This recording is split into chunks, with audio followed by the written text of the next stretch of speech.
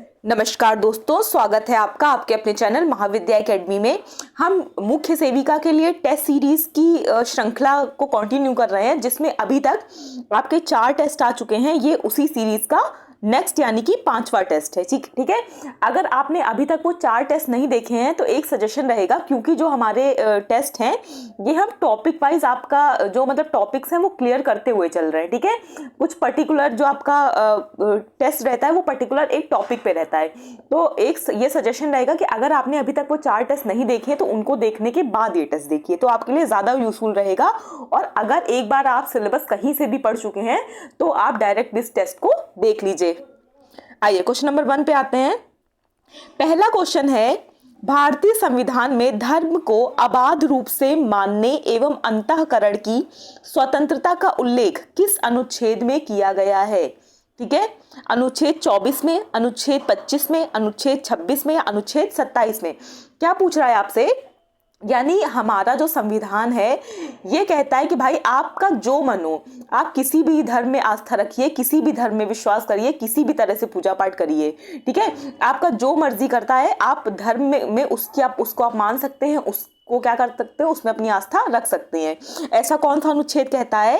तो ऐसा कहता है हमारा ऑप्शन नंबर बी, अनुच्छेद 25। यानी कि जो आपका आर्टिकल 25 है ये क्या करता है? धर्म को अबाध रूप से मानने एवं अंतःकरण की स्वतंत्रता का उल्लेख करता है। नेक्स्ट देखिए, नेक्स्ट क्वेश्चन है आपका, धार्मिक कार्यों के प्रबंधन की स्वतंत्रता का उल्लेख संविधान के किस अनुच्छेद में किया गया है? ठीक है। क्या पूछ रहा है आपसे? जो धार्मिक कार्य होते हैं, यानी कि जो धर्म से रिलेटेड जो कार्य होते हैं, जो हमारे जो संस्कृति में हमारी होते हैं, सभ्यता में होते हैं, इस तरह के जो धार्मिक कार्य हैं, ठीक है, उसके प्रबंधन की स्वतंत्रता का उल्लेख किस अनुच्छेद में है, किस आर्टिकल में है? अनुच्छेद 20, अनुच्छेद 28, अनुच्छेद 30 या अनुच्छेद 26? कौन सा अनुच्छेद इसके बारे में बात करता है? तो ये है आपका ऑप्शन नंबर डी, अनुच्छेद 26। ठीक है। देखिए, अनुच्छेद 26 में धार्मिक कार्यों के प्रबंधन की स्वतंत्रता का उल्लेख किया गया है। ठीक है। अच्छा, एक चीज ये बताइए कि ये जो सारे आर्टिकल हैं, ठीक है, जैसे संविधान के भाग होते हैं ना, संविधान के भागों के अगर हिसाब से देखा जाए तो ये जो सारे आर्टिकल हैं संविधान के किस भाग में आएंगे, और उस भाग को यानी कि वो जो भाग है वो क्या है? ठीक है। जैसे आपकी बहुत सारी चीजें होती है ना, जैसे डीपीएसपी होती है, फंडामेंटल राइट्स होते हैं, फंडामेंटल ड्यूटीज होती हैं, तो उनमें से ये जितने भी आर्टिकल हैं ये जिस भाग में आएंगे वो भाग किस चीज को डेडिकेट किया गया है संविधान में? इसका आंसर कमेंट सेक्शन में दीजिएगा। आगे देखिए, आगे है, लिंग पूजा का स्पष्ट वर्णन किस पुराण में मिलता है? विष्णु पुराण में, स्कंद पुराण में, मत्स्य पुराण में या वामन पुराण में? तो देखिए, जो लिंग पूजा है ना, इसका स्पष्ट वर्णन किसमें मिलता है? इसका स्पष्ट जो वर्णन है ये मिलता है मत्स्य पुराण में। किसमें मिलता है? मत्स्य पुराण में। ठीक है। देखिए, आपको ये होपफुली आप सभी को पता होगा कि हमारे पुराण कितने हैं? टोटल पुराण है 18। ठीक है। और इन 18 पुराणों में आपसे ये क्वेश्चन पूछा जा सकता है कि सबसे पुराना पुराण कौन सा है? तो सबसे जो पुराना पुराण है वो भी कौन सा है? वो भी आपका मत्स्य पुराण है। ठीक है। यानी कि जो आपका मत्स्य पुराण है इसमें लिंग पूजा का स्पष्ट वर्णन भी मिलता है, और यही जो 18 पुराणों में यही सबसे प्राचीन पुराण भी है। आगे देखिए, नेक्स्ट है, स्यादवाद का संबंध किस धर्म से है? बुद्ध धर्म से, जैन धर्म से, शैव धर्म से या इनमें से किसी से भी नहीं, कोई भी नहीं? ठीक है। तो किसका स्यादवाद का संबंध किससे है? देखिए, अगर आपने थोड़ा सा भी जैन धर्म के बारे में पढ़ा होगा, इसके जो तीर्थंकर होते हैं उनके बारे में आपको पता होगा, तो जो स्यादवाद है इसका संबंध किससे है? इसका संबंध है ऑप्शन नंबर बी, जैन धर्म से। ठीक है। देखिए, जैसे स्यादवाद हो गए, अनेकांतवाद हो गए, ये सब ये सब किसके सिद्धांत हैं? ये सब है जैन धर्म के सिद्धांत। ठीक है। अच्छा, जैन धर्म के संस्थापक कौन थे? जैन धर्म के संस्थापक थे आपके ऋषभ देव। ठीक है। अब बहुत बार ऐसा होता है कि जहां पर भी धर्म से रिलेटेड चीजें वगैरह आती हैं वहां पर आपसे पूछ लिया जाता है कि जैन धर्म के संस्थापक कौन थे? तो जैन धर्म के संस्थापक थे ऋषभ देव। ठीक है। और ऋषभ देव ही जैन धर्म के प्रथम तीर्थंकर भी थे। आपको पता होगा ना कि जैन धर्म में 24 तीर्थंकर हुए थे, तो जो पहले तीर्थंकर थे वो भी कौन थे? ऋषभ देव ही थे। और जैन धर्म में हर जो तीर्थंकर है उसको एक चिन्ह प्रदान किया गया है, एक प्रतीक चिन्ह प्रदान किया गया है। ठीक है, तो जो ऋषभ देव हैं, कौन, जो आपके ऋषभ देव हैं, इनका जो प्रतीक चिन्ह है वो क्या है, इनका जो प्रतीक चिन्ह है वो है आपका वृषभ। क्या है, वृषभ। ठीक है, याद रखिएगा ये। नेक्स्ट देखिए, नेक्स्ट है महावीर स्वामी का प्रतीक चिन्ह क्या है, वृषभ, सांप, सिंह या गरुड़। तो देखिए अभी आपको जस्ट ऊपर बताया गया कि वृषभ किसका है, ऋषभ देव का, तो ये तो नहीं होगा। बाकी बचे कौन से, 3 बचे, सांप, सिंह और गरुड़। तो जो महावीर स्वामी का प्रतीक चिन्ह है ये क्या है, ये है आपका ऑप्शन नंबर सी, सिंह। ठीक है, देखिए महावीर स्वामी का जो प्रतीक चिन्ह है सिंह यानी कि शेर है। और जो महावीर स्वामी थे ये कौन थे, ये जैन धर्म के 24वें तीर्थंकर थे। कौन से, 24वें तीर्थंकर थे, और यही क्या थे, अंतिम तीर्थंकर भी थे। जैन धर्म में टोटल 24 तीर्थंकर हुए हैं, जिनमें से पहले कौन थे, ऋषभ देव थे, और आखिरी कौन थे, आखिरी थे आपके महावीर स्वामी। ठीक है, ये चीज याद रखिएगा। नेक्स्ट देखिए, नेक्स्ट क्वेश्चन है आपका अष्टांगिक, ये अष्टांगिक है। ठीक है, यहां पर अंग की मात्रा लगेगी। अष्टांगिक मार्ग का संबंध किस धर्म से है, बौद्ध धर्म से, सनातन धर्म से, जैन धर्म से या शैव धर्म से। तो जो आपका अष्टांगिक मार्ग है ये किस में बताया गया है, जो आपका अष्टांगिक मार्ग है ये बताया गया है आपका ऑप्शन नंबर ए, बौद्ध धर्म में। ठीक है, और बौद्ध धर्म के संस्थापक कौन थे, सभी को पता होगा, बच्चे बच्चे को भी पता होगा क्या, कि बौद्ध धर्म की स्थापना किसने की थी, गौतम बुद्ध ने की थी। ठीक है, नेक्स्ट देखिए क्वेश्चन। नेक्स्ट है प्रथम बौद्ध संगीति का आयोजन कहाँ किया गया था, कुंडलवन में, पाटलिपुत्र में, वैशाली में या राजगृह में। ठीक है, कहाँ किया गया था, तो जो आपकी पहली क्या हुई थी, पहली बौद्ध संगीति हुई थी, प्रथम बौद्ध संगीति हुई थी, इसका आयोजन किया गया था ऑप्शन नंबर डी, राजगृह में। ठीक है, कहाँ किया गया था, राजगृह में। इसी क्रम में आपसे दूसरी, तीसरी, चौथी भी पूछी जा सकती है। ठीक है, तो जो आपकी दूसरी बौद्ध संगीति हुई थी ये कहाँ हुई थी, वैशाली में हुई थी। जो तीसरी बौद्ध संगीति है ये कहाँ हुई थी, ये हुई थी पाटलिपुत्र में। और जो आपकी अंतिम बौद्ध संगीति है ये कुंडलवन, कश्मीर में हुई थी। यानी कि इसमें जस्ट उल्टा लिखा है। ठीक है, सबसे पहले राजगृह होगा, है ना, सब ये कौन सी, राजगृह सबसे पहले हुई थी, उसके बाद वैशाली हुई थी, उसके बाद पाटलिपुत्र हुई थी, उसके बाद कुंडलवन हुई थी। ठीक है, तो जो प्रथम बौद्ध संगीति है ये कहाँ हुई थी, ये हुई थी आपकी राजगृह में। ठीक है, नेक्स्ट देखिए, नेक्स्ट क्वेश्चन है भारतीय संविधान की किस अनुसूची में भाषा संबंधी प्रावधान किया गया है। ये क्वेश्चन आपने शायद कल भी इनडायरेक्ट तरीके से पढ़ा हुआ था। किस अनुसूची में, अनुसूची 6 में, अनुसूची 7 में, अनुसूची 8 में, अनुसूची 9 में। तो भारतीय संविधान की किस अनुसूची में भाषा संबंधी प्रावधान किया गया है, तो ये है संविधान की 8वीं अनुसूची। कौन सी, 8वीं अनुसूची। ठीक है, और देखिए, और इसमें क्या है, इसमें कुल कितनी भाषाएं हैं, तो जो 8वीं अनुसूची है जो भाषाओं से संबंधित है इसमें कुल 22 भाषाएं हैं। कितनी भाषाएं हैं, 22 भाषाएं हैं। लेकिन आपसे कभी कभी ये पूछ लिया जाता है कि जो मूल संविधान था उसमें कितनी भाषाएं थी। तो जो आपका मूल संविधान था ना उसमें 14 भाषाएं थी, लेकिन समय के साथ संविधान संशोधन के द्वारा एक एक मतलब 2-2 भाषाओं को जोड़ा गया। और अब वर्तमान में कितनी भाषाएं हैं 8वीं अनुसूची में, तो वर्तमान में 22 भाषाएं हैं। ठीक है, और अनुसूची कौन सी है, अनुसूची है आपकी ऑप्शन नंबर सी, 8वीं अनुसूची। नेक्स्ट देखिए, नेक्स्ट है संस्कृत को किस वर्ष शास्त्रीय भाषा का दर्जा प्रदान किया गया था, 2004 में, 2005 में, 2006 में या 2007 में। तो जो संस्कृत है इसको ऑप्शन नंबर बी 2005 में। ठीक है, कब, 2005 में जो शास्त्रीय भाषा है इसका दर्जा प्रदान किया गया था, किसको, संस्कृत को। ये चीज याद रखिएगा। ठीक है, नेक्स्ट देखिए, नेक्स्ट क्वेश्चन है आपका भारत में शास्त्रीय भाषा का दर्जा प्राप्त करने वाली पहली भाषा निम्नलिखित में से कौन थी। यानी कि वो पहली शास्त्रीय भाषा कौन सी थी, वो क्लासिकल लैंग्वेज कौन सी थी जिसको पहली बार किसी क्लासिकल लैंग्वेज का दर्जा दिया गया था, कौन सी थी, तेलुगु, मलयालम, उड़िया या तमिल। इन चारों में से कौन सी थी, तो देखिए जो आपकी डी है ना, तमिल, तमिल भाषा को सबसे पहले शास्त्रीय भाषा का दर्जा भारत में प्रदान किया गया। इसको ये भी पूछा सकता है कब, तो याद रखिएगा 2004 में। अभी आपने ऊपर पढ़ा ना संस्कृत को कब मिला था, संस्कृत को मिला था 2005 में। उससे एक साल पहले तमिल भाषा को शास्त्रीय भाषा का दर्जा दिया गया था, और तमिल ही पहली भाषा है जिसको भारत में शास्त्रीय भाषा का दर्जा दिया गया था।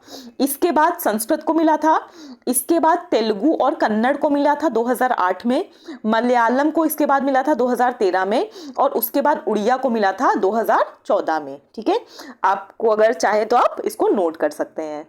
नेक्स्ट क्वेश्चन देखिए, नेक्स्ट है भारत की सबसे प्राचीन भाषा कौन सी है। तो ये तो शायद सभी को पता होगा, है ना, क्योंकि हम कहीं ना कहीं से थोड़ा बहुत रामायण महाभारत इस तरह की चीज़ों से हमको ये चीज़ें पता चलती रहती हैं। संस्कृत, तेलुगु, तमिल या हिंदी। तो भारत की जो सबसे प्राचीन भाषा है, ठीक है, कौन सी है, ये है हमारी संस्कृत भाषा। ठीक है, देखिए जो संस्कृत है ना, इसको सभी भाषाओं की जननी माना जाता है, और जो संस्कृत का प्रारंभ है ये ऋग्वेद के संकलन के साथ प्रारंभ होता है। यानी कि जो संस्कृत भाषा है ये तब शुरू हो गई थी जब ऋग्वेद लिखना शुरू किया गया था।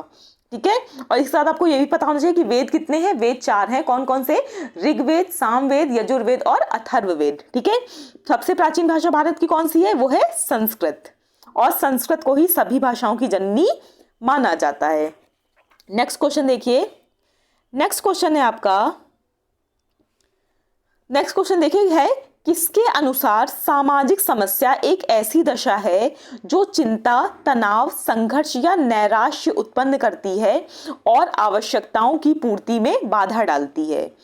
ये किसने कहा है, यानी कि ये जो स्टेटमेंट है ये किसका है, डब्ल्यू बेलिस बीवर का, रॉब एंड सेल्जेनिक का, पॉल लैंडिस का, या उपर्युक्त में से कोई नहीं। तो ये जो आपका स्टेटमेंट है किसने दिया है, तो ये आपका दिया है option number A, W Bayliss Beaver ने। ठीक है, यानी कि डब्ल्यू बी बीवर ने।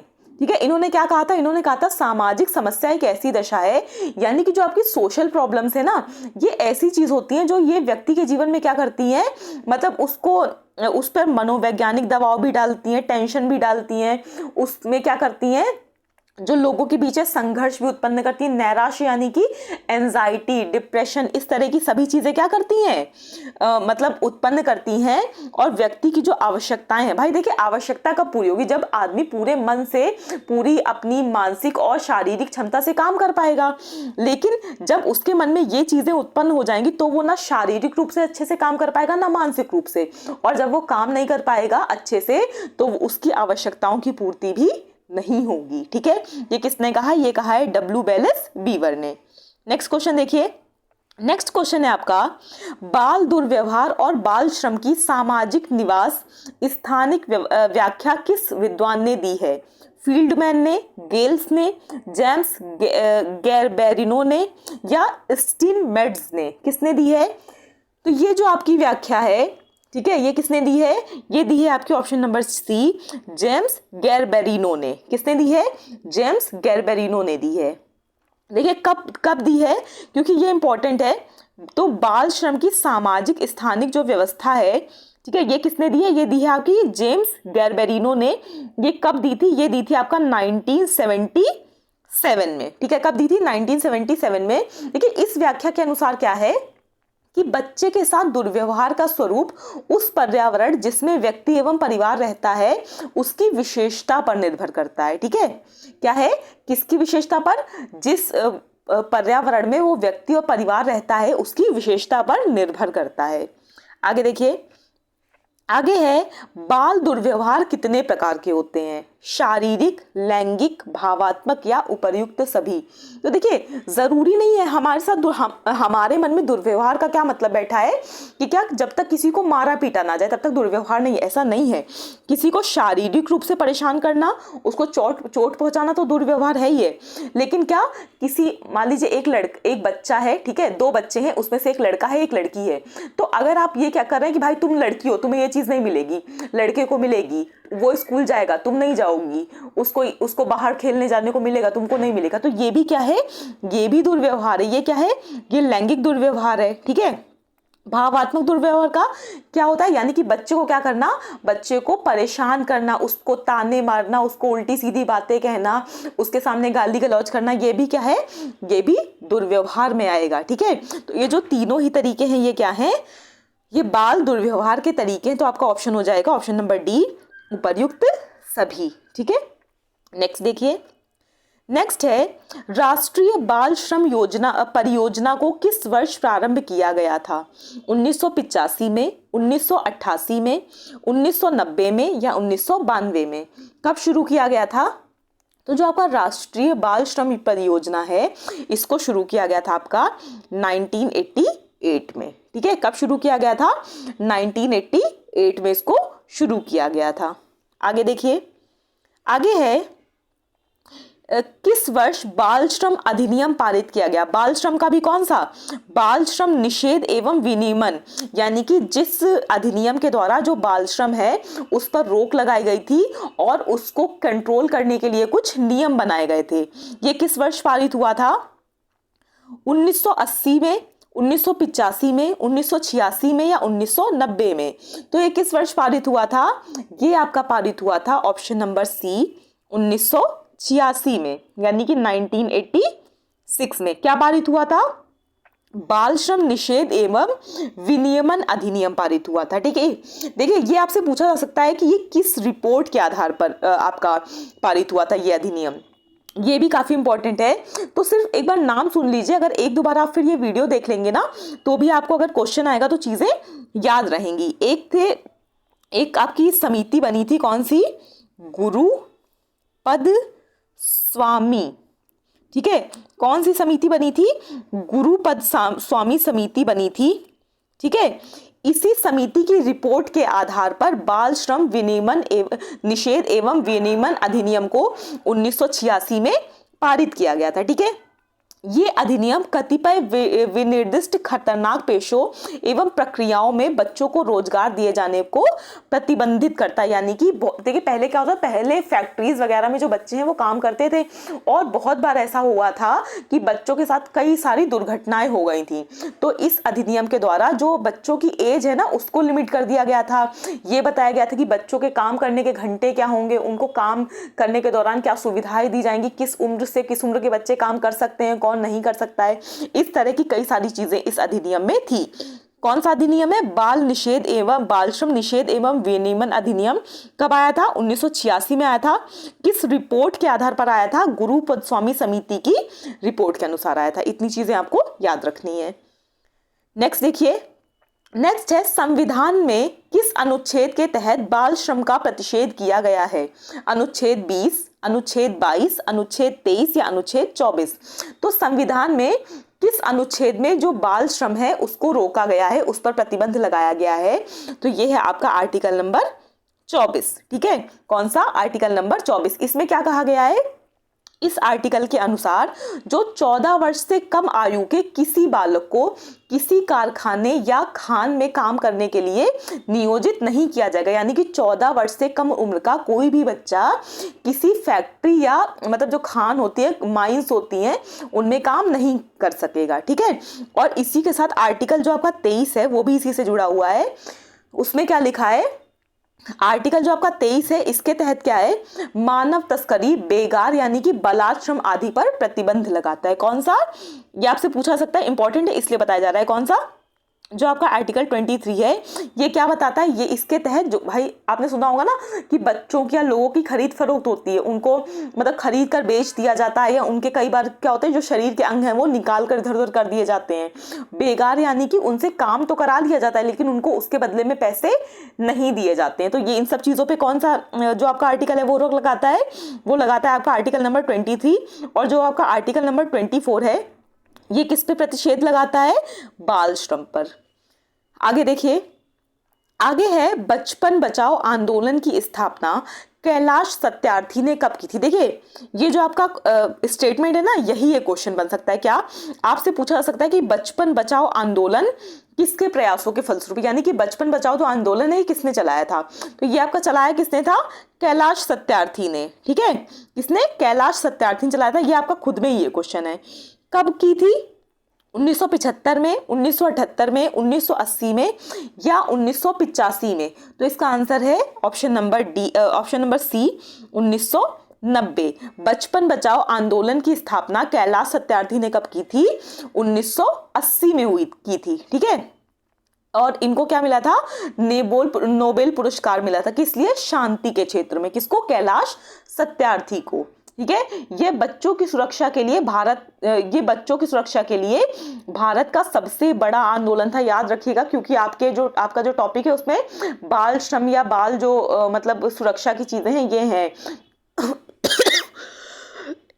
सॉरी, आपसे पूछा जा सकता है कि भारत में बच्चों की सुरक्षा के लिए अब तक का सबसे बड़ा आंदोलन कौन सा है? तो वो है आपका बचपन बचाओ आंदोलन। ठीक है, देखिए बचपन बचाओ जो आंदोलन है ना, ये एक फ्रंट लाइन एंटी ट्रैफिकिंग और गुलामी विरोधी जमीनी स्तर का आंदोलन है। ठीक है, जिसकी स्थापना कब हुई थी? 1980 में हुई थी। ठीक है, स्थापना वर्ष क्या है इसका? 1980 है। और इसके दौरान क्या था? इसी के दौरान जो कैलाश सत्यार्थी थे इनको नोबेल पुरस्कार मिला था। ठीक है,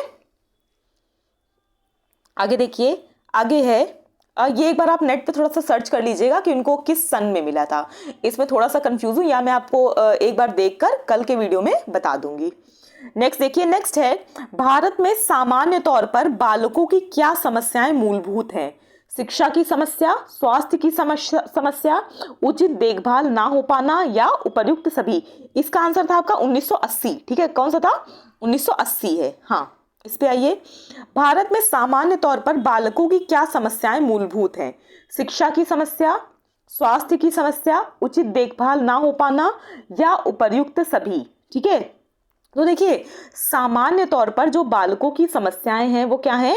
ये सभी हैं, यानी कि शिक्षा की समस्या भी है, स्वास्थ्य की समस्या भी है, उचित देखभाल ना हो पाना ये भी एक समस्या है। तो आंसर क्या हो जाएगा आपका? आंसर हो जाएगा डी, उपर्युक्त सभी। ठीक है, हाँ, क्वेश्चन नंबर 20 देखिए, क्वेश्चन नंबर 20 है सामाजिक समस्याओं के सैद्धांतिक उपागम कितने प्रकार के होते हैं? 2, 3, 4 या 5? यानी कि जो सामाजिक समस्याएं हैं इनके जो सैद्धांतिक उपागम हैं ये कितने तरह के होते हैं? 2, 3, 4 या 5? तो जो ये है सामाजिक समस्याओं के सैद्धांतिक उपागम ये 5 प्रकार के होते हैं। कौन से? ऑप्शन नंबर डी, 5 प्रकार के। और वो 5 प्रकार कौन कौन से हैं? 5 प्रकार हैं वो, पहला है, जो आपका पहला है वो है सामाजिक विघटन के उपागम। सेकंड है आपका सांस्कृतिक विलंबना उपागम। थर्ड है आपका मूल्य संघर्ष उपागम। और चौथा है आपका वैयक्तिक विचलन उपागम। पांचवा है मानक शून्यता उपागम, यानी कि एनोमी। ठीक है, कौन कौन से हैं इसको कहीं पर नोट कर लीजिए क्योंकि ये इंपॉर्टेंट है। ठीक है, क्या है? पहला है आपका सामाजिक विघटन के उपागम, दूसरा है आपका सांस्कृतिक विलंबना उपागम, तीसरा है मूल संघर्ष उपागम, चौथा है वैयक्तिक विचलन उपागम और पांचवा है आपका मानक शून्यता उपागम या एनोमी। ठीक है, तो जो सामाजिक समस्याएं हैं इनके सैद्धांतिक उपागम कितने हैं? तो ये है आपका ऑप्शन नंबर डी, 5। नेक्स्ट देखिए, नेक्स्ट है फुलर एवं मेयर्स ने, ये आपका मेयर्स है। ठीक है, क्या है आपका? ये मेयर नहीं है, मेयर्स है। ठीक, ये मेयर नहीं है, इसके लिए मेयर्स पढ़िएगा। फुलर एवं मेयर्स ने कितनी प्रकार की सामाजिक समस्याएं बताई हैं? 2, 3, 4 या 5? तो देखिए फुलर एवं मेयर्स हैं, इन्होंने 3 प्रकार की सामाजिक समस्याएं बताई हैं। ठीक है, कौन कौन सी? पहली है आपकी प्राकृतिक आपदाएं, जैसे कि बाढ़ आ जाना, अकाल पड़ जाना, सुनामी आ जाना, भूकंप आ जाना। ठीक है, फिर दूसरी बताएंगे इन्होंने सुधारात्मक समस्याएं, यानी कि अपराध, गरीबी, मादक व्यसन, यानी कि वो समस्याएं जो क्या किया जा सकता है, जिनमें जो व्यक्ति है वो अपराधी प्रकृति का हो जाता है लेकिन उसमें सुधार किया जा सकता है। और तीसरी बताई है नैतिक समस्याएं, यानी कि वो समस्याएं जो समाज में नैतिकता पे क्या है, नैतिकता के पतन का कारण है, जैसे कि जुआ, तलाक, ठीक है, और दहेज प्रथा, इस तरह की चीजें। ठीक है, तो मेयर्स एवं फुलर्स ने कितनी प्रकार की सामाजिक समस्याएं बताई हैं? 3 प्रकार की। और वो 3 प्रकार कौन कौन से हैं? प्राकृतिक समस्याएं, सुधारात्मक समस्याएं और नैतिक समस्याएं। नेक्स्ट देखिए, नेक्स्ट है महात्मा गांधी राष्ट्रीय ग्रामीण रोजगार गारंटी योजना किस वर्ष प्रारंभ की गई थी? ठीक है, यानी कि जो आपका मनरेगा है ये किस वर्ष प्रारंभ की गई थी? तो ये प्रारंभ की गई थी आपकी सन 2006 में। ऑप्शन नंबर बी हो जाएगा इसका। ठीक है, देखिए जो मनरेगा कार्यक्रम या अधिनियम है ये कब 5 सितंबर 2005 में पारित हुआ था। अगर आपसे ये पूछा जाता कि ये पारित कब हुआ था तो आप क्या बताते? 2005 में। ठीक है, 5 सितंबर 2005 में। और ये प्रारंभ कब हुआ था? प्रारंभ हुआ था ये 2 फरवरी 2006 में। ठीक है, ये पारित कब हुआ था? ये कानून आपका पारित हुआ था 5 सितंबर 2005 में। और प्रारंभ कब हुआ था? ये प्रारंभ हुआ था 2 फरवरी 2006 को। और देखिए वर्ष 2008 में इसे पूरे भारत में लागू कर दिया गया था तथा वर्ष 2009 में नरेगा से मनरेगा नाम परिवर्तित कर दिया गया था। ठीक है, नेक्स्ट क्वेश्चन देखिए। नेक्स्ट है आपका राष्ट्रीय अनुसूचित जाति आयोग की स्थापना किस वर्ष की गई थी? ठीक है, कब की गई थी? राष्ट्रीय अनुसूचित जाति की स्थापना किस वर्ष की गई थी? 2004 में, 2005 में, 2006 में या 2007 में? तो जो आपका राष्ट्रीय अनुसूचित जाति आयोग है इसकी स्थापना की गई थी आपकी ऑप्शन नंबर ए 2004 में। ठीक है, कब की गई थी? ये की गई थी 2004 में। ठीक है, कभी कभी आपसे ये पूछ लेता है किस संविधान संशोधन के आधार पर, किस संविधान संशोधन के द्वारा की गई थी? तो एक ये चीज याद रखिएगा, जो आपका राष्ट्रीय अनुसूचित जाति आयोग है 89th यानी कि 89वें संविधान संशोधन 2003 के आधार पर। ठीक है, 2003 के द्वारा जो आपका राष्ट्रीय अनुसूचित जाति आयोग है इसकी स्थापना की गई थी। ठीक है, इसका गठन आपसे पूछ रहा है। ठीक है, स्थापना पूछ रहा है तो ये कब हुआ था? यानी कि इसका जो वो है क्या, एक आता है ना, क्या बोलते हैं उसको, प्रस्ताव, ये इसके द्वारा आ गया था 89th कॉन्स्टिट्यूशन अमेंडमेंट 2003 के अनुसार। और इसकी जो स्थापना है ये हुई थी 2004 में। नेक्स्ट क्वेश्चन देखिए। नेक्स्ट है बच्चों के लिए एकीकृत बाल सुरक्षा योजना की शुरुआत किस वर्ष की गई थी? ठीक है, क्या पूछ रहा है? बच्चों के लिए एकीकृत बाल सुरक्षा योजना की स्थापना किस वर्ष की गई थी? 2009, 2010 में, 2010-11 में, 2011-12 में या 2012-13 में? कब की गई थी बच्चों के लिए एकीकृत बाल सुरक्षा योजना की स्थापना की शुरुआत कब की गई थी? ये की गई थी आपकी ऑप्शन नंबर ए 2009 से 2010 में। ठीक है, नेक्स्ट देखिए, लास्ट क्वेश्चन है आज का। लास्ट क्वेश्चन क्या है? महिलाओं के संरक्षण हेतु घरेलू हिंसा अधिनियम किस वर्ष लागू किया गया? 2004 में, 2005 में, 2006 में या 2007 में? किसके लिए? महिलाओं के संरक्षण के लिए। ठीक है, क्या? घरेलू हिंसा अधिनियम। देखिए जिसने भी इस टाइम मॉर्निंग वाली क्लासेस देख रहे हैं आप लोग अगर, तो अभी उसमें 1 या 2 दिन पहले ही आपको घरेलू हिंसा पढ़ाया गया था और उसमें बहुत डिटेल में आपको चीजें कवर कराई गई हैं। ठीक है, तो आप सभी को पता होगा क्या इसका आंसर? जो महिलाओं के संरक्षण हेतु घरेलू हिंसा अधिनियम है ये 2005 को, ठीक है, 2005 को 26 अक्टूबर को, ठीक है, आया था। कब आया था ये अधिनियम आया था और 2006 को लागू किया गया था। देखिए एक होता है ना कि पहले अधिनियम पारित होता है फिर वो लागू होता है। तो ये जो अधिनियम है ये पारित कब हुआ था? ये पारित हुआ था 2005 में, लेकिन ये लागू कब हुआ था? लागू हुआ था ये आपका 26 अक्टूबर 2006 को। ठीक है, तो दोनों चीजें अलग अलग याद रखिएगा कि अगर आपसे पारित हुआ पूछे तो 2005 आप बताएंगे, और अगर आपसे क्या पूछे किस वर्ष क्या हुआ है, किस वर्ष लागू हुआ है, तो अगर आपसे लागू पूछेगा तो आप क्या बताएंगे? 2006 बताएंगे। ठीक है, देखिए इसका उद्देश्य क्या है घरेलू हिंसा अधिनियम का? इसका उद्देश्य है ऐसी महिलाओं के संवैधानिक और वैधानिक अधिकारों का प्रभावी संरक्षण करना जो पारिवारिक एवं घरेलू हिंसा की शिकार हैं। ठीक है, ये इसका उद्देश्य था इस अधिनियम को लाने का। ठीक है, तो इसी के साथ आज के आपके 25 क्वेश्चन कंप्लीट होते हैं। आज हमारा टेस्ट नंबर क्या था? टेस्ट नंबर 5 था। नेक्स्ट वीडियो में हम टेस्ट नंबर 6 को देखेंगे। ठीक है, देखिए ये वीडियोस कंटिन्यू देखिएगा, इसमें क्या कर रहे हैं हम इन क्वेश्चंस के माध्यम से हम रैंडम क्वेश्चन नहीं ले रहे हैं। क्यों? क्योंकि इसके माध्यम से ना आपके एक एक टॉपिक भी क्लियर होते जा रहे हैं। अगर हम सारे चैप्टर्स के रैंडम क्वेश्चन बनाने लगेंगे आगे पीछे तो अभी आपको सॉल्व करने में दिक्कत होगी। ये सीरीज कंप्लीट, इस सीरीज के माध्यम से आपका सिलेबस एक बार कंप्लीट कराने के बाद फिर एक आपका टेस्ट नई सीरीज आएगी जिसमें हम पूरे 100 क्वेश्चन करेंगे, बिल्कुल उसी फॉर्मेट में जिस फॉर्मेट में आपका एग्जाम होना है। ठीक है, तो अच्छे से देखते रहिए वीडियोस को। जहां पर आपको लगे कि आपको शॉर्ट नोट्स बनाने हैं, शॉर्ट नोट्स जरूर बनाइए, क्योंकि लास्ट टाइम में वही शॉर्ट नोट्स होते हैं जिनका आप कई बार रिवीजन करके एग्जाम को क्रैक कर लेते हैं। ठीक है, वीडियो देखने के लिए thank you so much. Please like, share और सब्सक्राइब करना मत भूलिएगा। Thank you.